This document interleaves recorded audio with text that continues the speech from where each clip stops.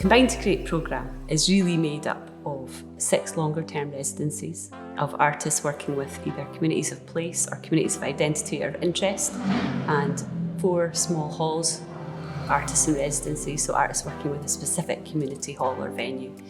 But through both those, though they're working a little bit differently, each of the artists has their own budget and is supported to really invite conversations with key community members, but also wider public, and involve people in creative activities and opportunities and really build up that conversation about shaping culture going forward. But with starting off, right in the midst of the pandemic, and then really tracking that very non-linear process of pandemic recovery.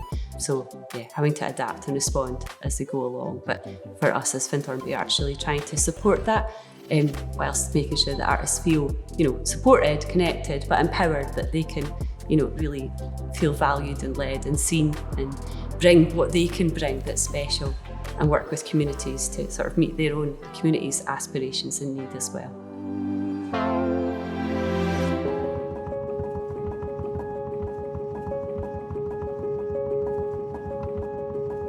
For my residency, my idea is to work with schools and young people and to look at an approach of embodied learning and active learning for the curriculum.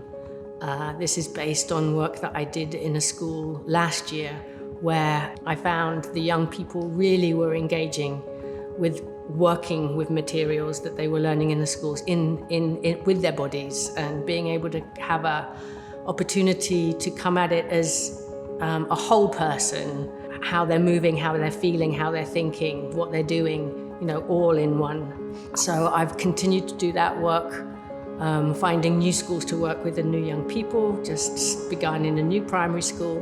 That creativity and the fun and the engagement and the children being together, but actually not being together as a whole class, being together in smaller groups has allowed more one-to-one time or two-to-one time, so that children are getting that need and that demand and that attention, so that you can identify and then liaise with either the class teacher or with myself to say, oh, this one had a really tricky time today, but is there a reason behind that? And I think that's really mindful, and I think you've been really proactive with that, so that we can bring the children back and reflect as a class, rather than it just being something that happens on a Thursday morning.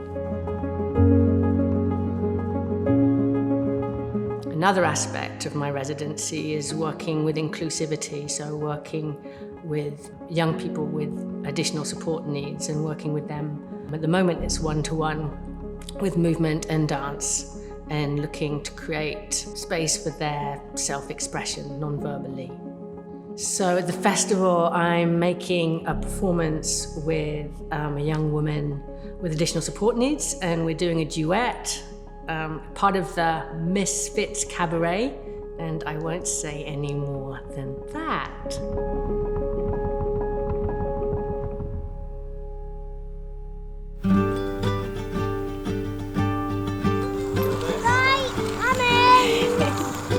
So my residency is working with young people who are on the neurodiverse spectrum, so autism, ADHD, those people who think differently, see the world a bit differently.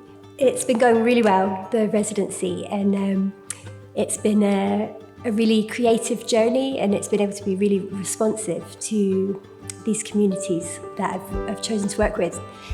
And that's very there's a lot of different people within that community. So you've got the young people themselves, you've got the people that support them, their parents, their teachers, you've got people who are advocating and putting out into the world sort of more knowledge and different processes about that group.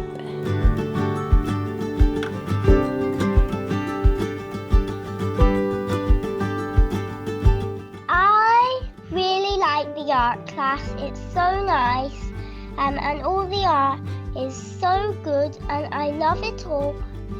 It's just so nice.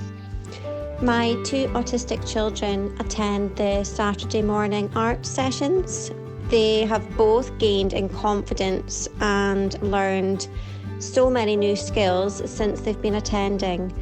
It's great to find an inclusive space for them where there's just no judgment and lots of love.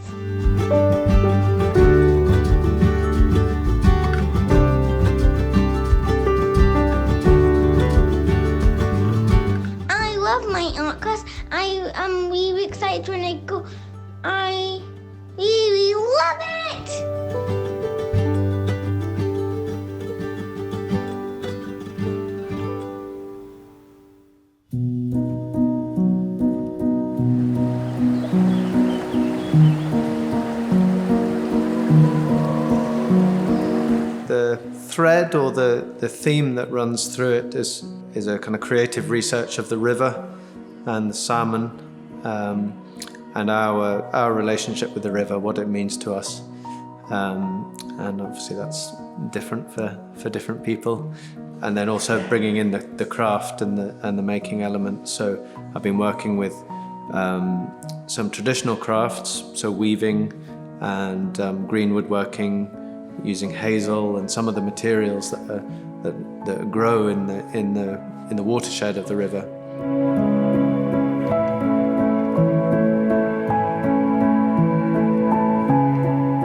At the festival, we are screening a film which is Riverwoods by Peter Cairns, and that's a film that looks at the relationship between the salmon and the upland woodlands, the riparian woodlands. So when I saw the film, which talks about the interdependence of the salmon and the riparian woodlands, suddenly the things that I'd been making made sense, whereas to me they'd seemed a bit kind of whimsical or playful.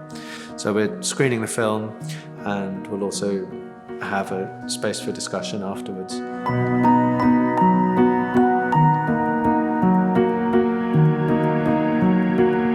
The residency has afforded the space to try out new ways of working, and having that time to think about that has been great, and then actually seeing how that's worked out. So creating these spaces on the beach with people, bringing people together, creating the conditions for people to feel welcomed, included, safe. Yeah, it's been great to see that actually happening.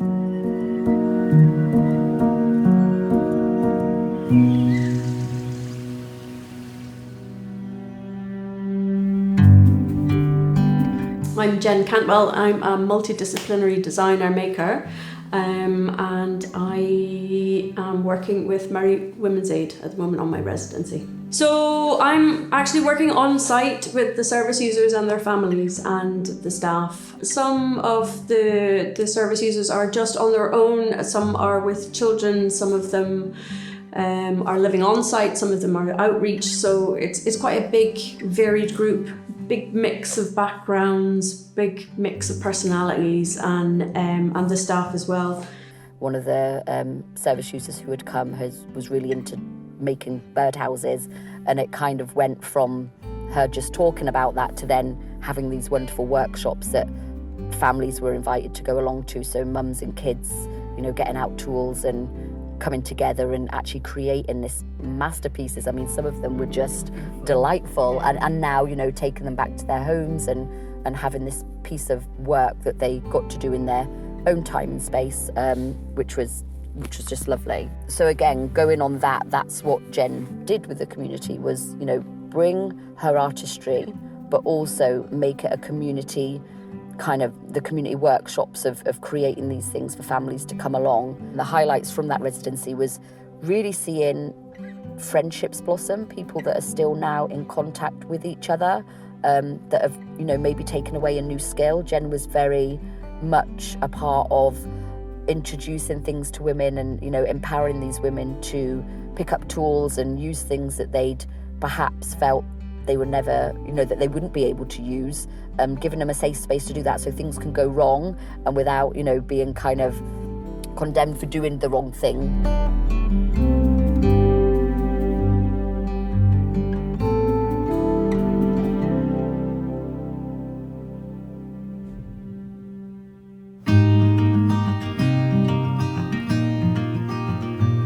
In my residency, I've been working with LGBTQ young people.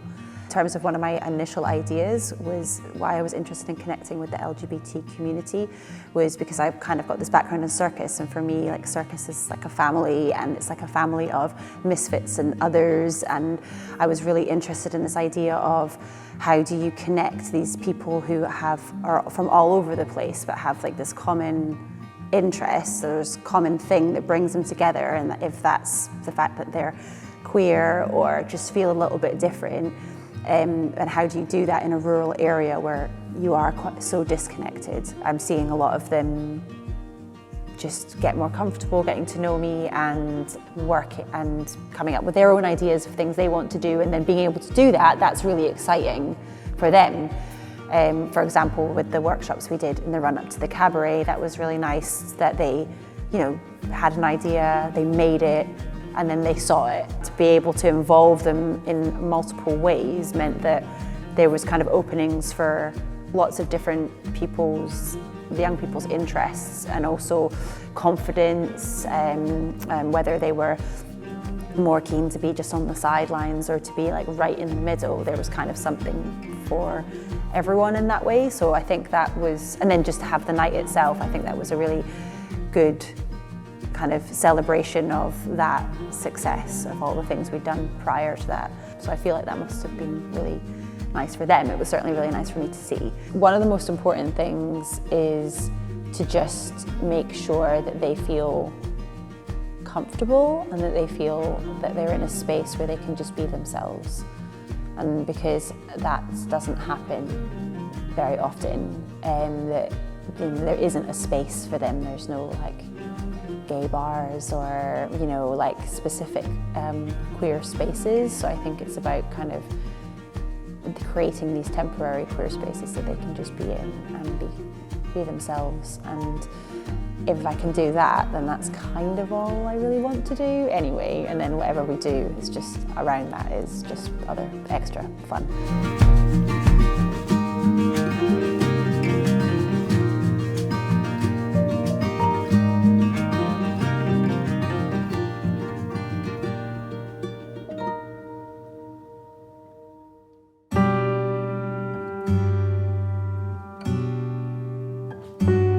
So I'm the artist in residence on the Small Halls project, Eden Killy Hall. So what I've been doing is I've put on a lot of workshops. So the main remit of the hall committee were to bring people into the hall. So because of that, I've just put on as many workshops as I could manage, and I've made most of them very open. So they've just been like, come and create at Eden Killy, write, draw, sing. The choice is yours, so it's kind of a pitch. Yeah, quite a lot of people have actually come, and I've been also running sort of more targeted workshops which are targeted at adults, and they're walk and write or walk and draw, and then we're going along the Davaway at the back of the hall.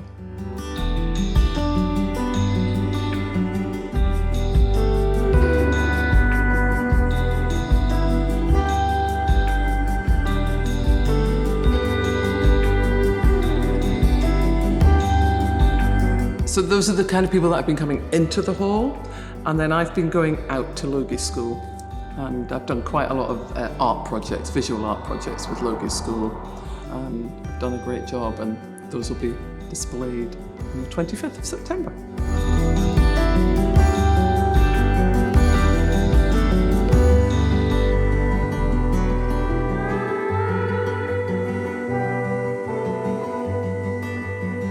The whole thing went very well. It was very well attended. It was quite popular, and we're hoping to run these sessions again this year with Andrea, kind of in April, May time, and do the same kind of thing again this year. Maybe make it a yearly thing.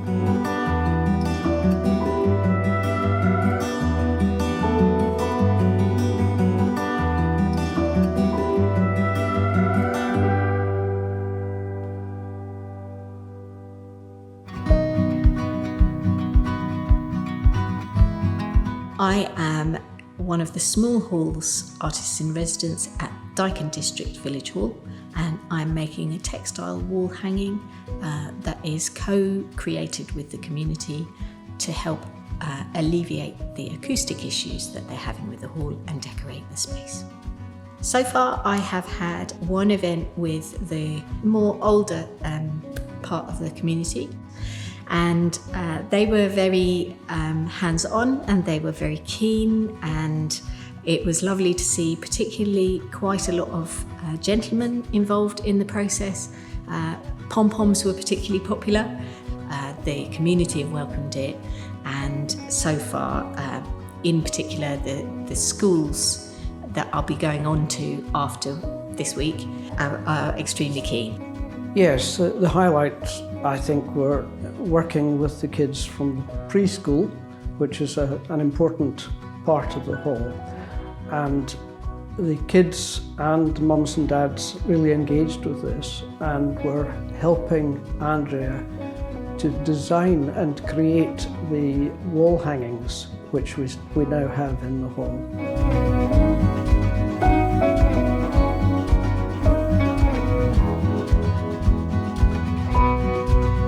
I think the fact that they had a pre-existing need for an acoustic baffle, and so it felt very, very easy to offer this design as something that could bring the community into that process that they were already undertaking. So it just seemed to naturally slide into what was already happening in the hall, which was great because it was very readily accepted.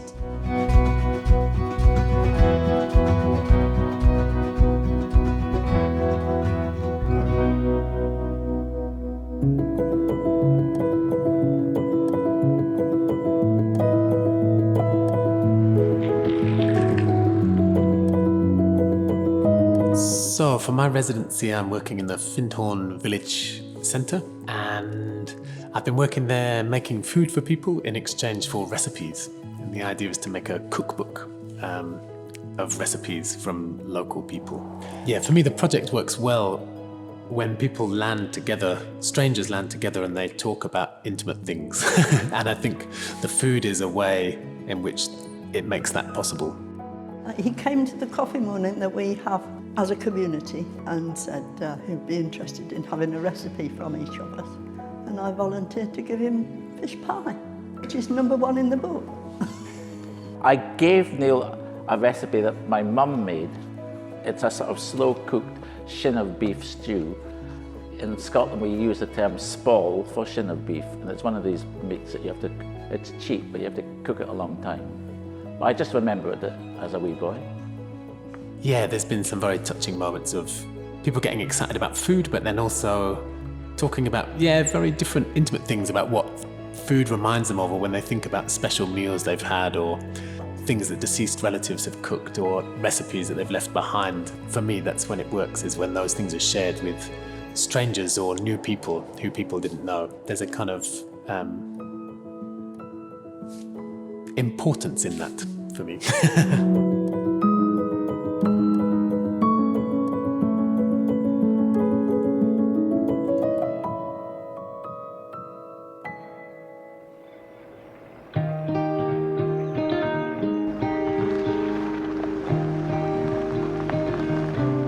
I am artist in residence in Rafford Village Hall, the Small Halls residency, and I've been putting on drop-in sessions for people to come and explore the material and to just have clay in the middle of us all to start conversations and to learn more about how we can engage new people with the hall and the wider community, and how we can create this into something tangible that can stay in the hall, but also people have something to take away to remember this residency by. Community engagement has been really great. I underestimated how many people would come along, which has been brilliant. And there's been a wide range of people coming. So people bringing their kids. There's been a lot of people who have been visiting family in the area. So people have come as far as Yorkshire, Glasgow, Edinburgh, but it's been great to see how they connect with the area.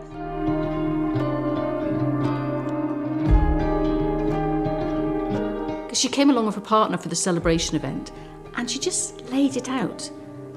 Again, it was Amy. She just wanted it to be welcoming, attractive, show off the lovely work and the impact. People walking into the room, it was this wow factor.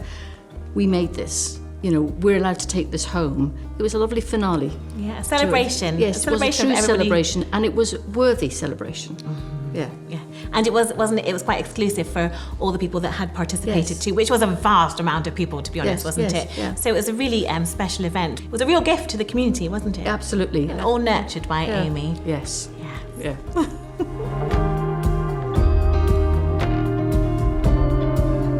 I think the most rewarding moments are just the simple things, like two people who'd never met before, and when I see them leaving, they've sort of maybe sat beside one another because they're a bit unsure, not too sure what to expect. So there's this sort of camaraderie of like, what on earth is this? And then by the end, they've really enjoyed their time, and I can hear them saying, I'll see you at future coffee mornings, or I'll look out for you at this event. And that, just those little things have been quite nice to think that if they hadn't had that common interest or a bit of curiosity about this, then they might not have met at future ones. So that's been quite exciting.